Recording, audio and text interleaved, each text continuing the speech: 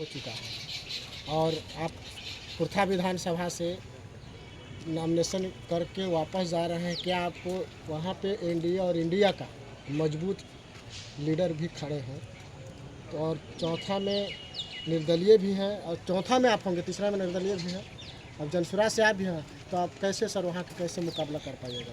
ये बिहार की जनता को मालूम है कि एक तरफ महागठबंधन है तो दूसरे तरफ है राष्ट्रीय जनतांत्रिक गठबंधन है। दोनों के उम्मीदवार रहेंगे और तीसरा विकल्प के रूप में एक जनसुराज खड़ा हुआ है जो बिहार में बदलाव की बात पहली बार कर रहा है। तो बिहार में बदलाव किस चीज़ का? सिर्फ सत्ता का बदलाव नहीं, व्यवस्था की बदलाव में जनसुराज को विश्वास है। मतलब कि सत्ता अगर किसी को बदल भी जाए तो उससे बात नहीं बनेगी। इसीलिए एक साल की पार्टी आज पूरे बिहार में 243 विधानसभा चुनाव क्षेत्रों में लड़ने का काम कर रही है। लेकिन 50-60 और कई वर्षों की पार्टियां आज गठबंधन में लड़ रही है और वह गठबंधन भी नहीं ठीक से हो पा रहा है, गठबंधन हो रहा है। वैसी स्थिति में जनसुराज का जो संकल्प है कि बिहार को हम बदल करके दम लेंगे। अगर बिहार की मतदाता भाइयों और बहनों तैयार है कि 2025 में हम बिहार को बदल देंगे तो बड़ी अच्छी बात होगी। कुछ दिनों की बात है, अगले नवंबर में 21 तारीख के बाद जो काउंटिंग होगा उसके बाद लोगों को पता चल जाएगा कि बिहार में बदलाव वाकई में लोग चाहते थे। और अगर नहीं चाहते हैं बिहार के मतदाता भाई और बहन तो फिर 2025 के बाद 2030 में, 30 में नहीं 35 में, लेकिन बिहार को बदलने का संकल्प हम तमाम लोगों को लेने की ज़रूरत है।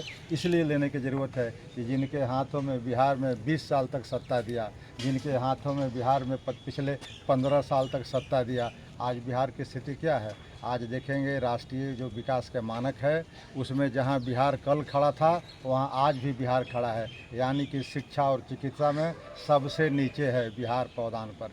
पूरे भारत के जितने राज्य हैं सबसे नीचे हैं। तो 20 साल से अधिक समय देने का क्या मतलब होता है भाई? सर महागठबंधन के सर अभी कुर्था में प्रत्याशी सर घोषित नहीं किए गए हैं सर, इस पे आपको सर क्या कहना है?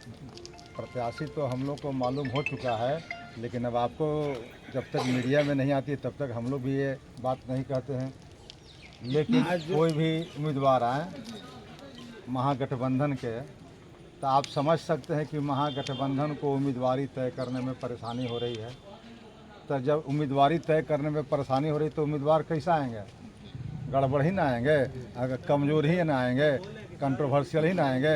अगर उनके पास अच्छा उम्मीदवार होगा तो पहले ही खेत में उम्मीदवार उतार देगा। सर आप महागठबंधन से एमएलसी थे सर, इस पे सर आपको क्या कहना है? कैसे जनसुराज सर ज्वाइन किए सर?